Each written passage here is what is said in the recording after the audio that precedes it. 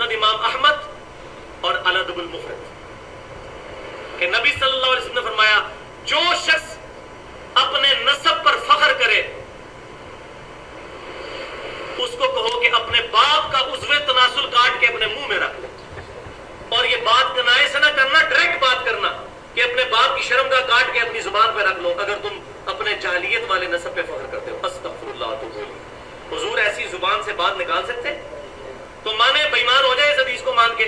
अब हज़रत उस्मान बिन अबी आस की इस रवायत पर एक बड़ा खतरनाक किस्म का के अंदाज में एतराज़ किया जाता है कि इसमें हसन बसरी हैं और हसन बसरी अन के साथ रिवायत करते हैं, जवान के साथ रिवायत करें तो उनकी हदीस ज़ईफ़ होती है। अगर तुम इसको ज़ईफ़ नहीं मानते तो फिर एक और रवायत है उसको भी सही मानो और गुस्ताखाना रवायत को मान के तुम अपने ईमान का बेड़ा गर्क कर लो। वो गुस्ताखाना रवायत है। हालांकि ये बात याद रखें कि इमाम हसन बसरी रहमतुल्लाह अलैह की अन वाली रिवायत को मुहद्दिसीन ने सही करार दिया है। अब रही बात ये उस रिवायत की कि उस रिवायत में गुस्ताखाना अल्फाज मौजूद हैं नबी अलैहिस्सलातु वस्सलाम की तरफ, और हवाला क्या देते हैं? हवाला दिया जाता है मिशकात का। अब मिशकात का हवाला देके 3-4 नाम साथ गिन दिए जाते हैं, जबकि उन 3-4 किताबों में जो मिशकात में लफ्ज हैं वो उन किताबों में लफ्ज मौजूद है नहीं है। अब वो क्या है लफ्ज और उन किताबों में फर्क क्या है? मिशकात में, अल-अदबुल मुफरद में, मुस्नद इमाम अहमद बिन हंबल में, सही इब्न हिब्बान में, इन किताबों में ये रिवायत मौजूद है। लेकिन अल-अदबुल मुफरद इमाम बुखारी की, मुस्नद अहमद बिन हंबल और किताब सही इब्न हिब्बान में वो लफ्ज नहीं है जो मिशकात में है। साहब मिशकात ने वो लफ्ज लिए हैं शरह सुन्नह इमाम बगवी की किताब से। किस किताब से? शरह सुन्नह इमाम बगवी की किताब से। जबकि इमाम बुखारी रहमहुल्लाह की अल-अदबुल मुफरद में वो लफ्ज नहीं है। अब मिशकात से मैं पहले लफ्ज पढ़ के सुना वो लफ्ज क्या है मिशकात में। मिशकात के मेरे पास जो नुस्खा है उसका सफ़ा 418 है। उबई बिन काब सिहाबी से वो हदीस है, रिवायत है कि मन तअज़्ज़ा बिअज़ाइल जाहिलिया, जो जाहिलियत के नसब पर फख्र करे, फ़ाइद्दुहु बिहनी अबीही, तो उसके बाप का आला तनासुर उसके मुंह में दे दो, वला तकरू, और किनाया ना करो। आगे लिखा है रवाहु फी शरह सुन्ना के सारे मिशकात ने इसको कहां से लिया है? शरह सुन्ना में। और वहां लफ्ज है बेहाने अबी, अइद्दुहु बेहाने अबी। अब ये लफ्ज मिशकात के हैं। और अब मैं दिखाता हूं आपको इमाम बुखारी की किताब अल-अदबुल मुफरद से। अल-अदबुल मुफरद है मेरे पास और इसकी रिवायत का नंबर है 991। वहां लफ्ज है मन तअज़्ज़ा बिअज़ाइल जाहिलियत फ़अइद्दुहु वला तकनु। बेहाने अबी के लफ्ज मौजूद है नहीं है। और फ़अइद्दु का माना क्या है वो मैं आपको बाद में बताता हूं, पहले जरा ये लफ्ज समात फरमा लें। मेरे पास 261 नंबर सफ़ा है और ये है मुस्नद इमाम अहमद बिन हंबल। मुस्नद इमाम अहमद बिन हंबल के की जिल्द नंबर 6 सफ़ा नंबर 163।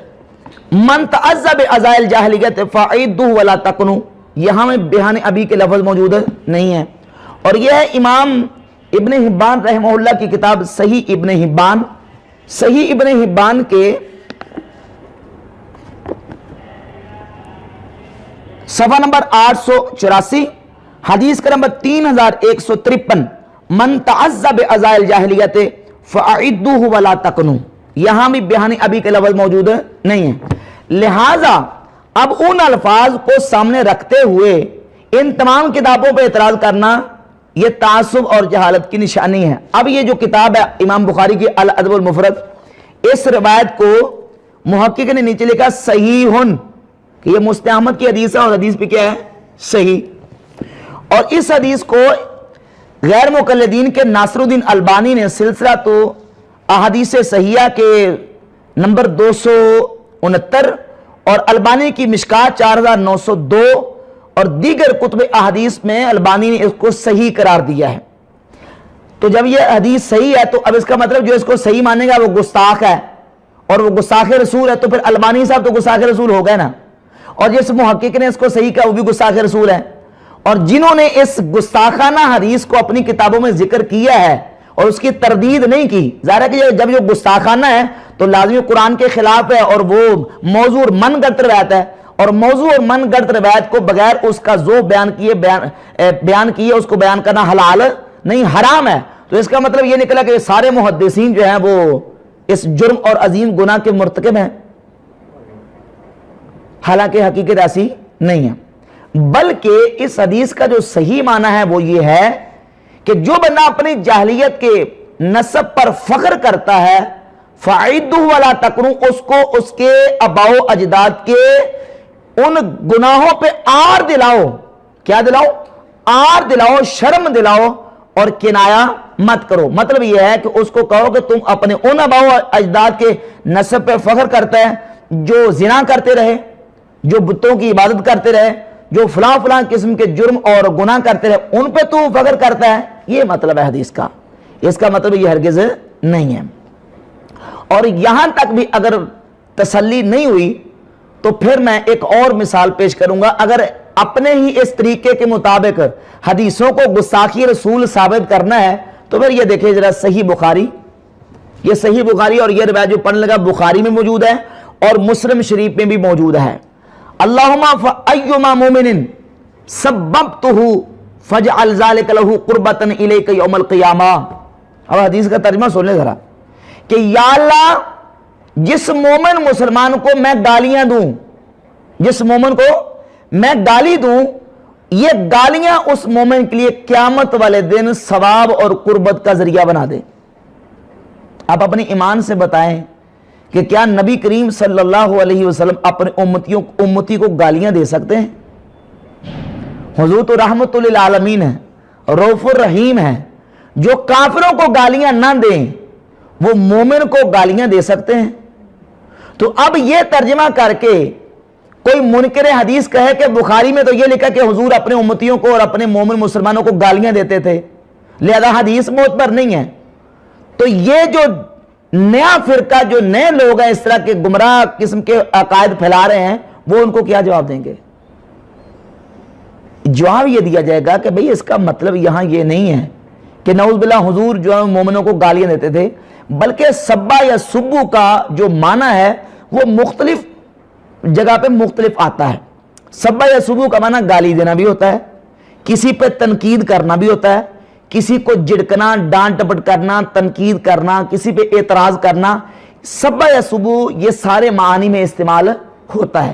اور یہاں صحیح بخاری کی حدیث نمبر 6361 کا معنی بالکل مفہوم واضح ہوگا، قرآن کے خلاف نہیں ہے کہ جس مومن مسلمان کو میں جھڑکی دے دوں اور جس کو میں ڈانٹ دوں تو یہ ڈانٹ اور جھڑکی اس مومن کے لیے یا اللہ قیامت والے دن رحمت کا اور قربت کا ثواب کا ذریعہ بنا دے.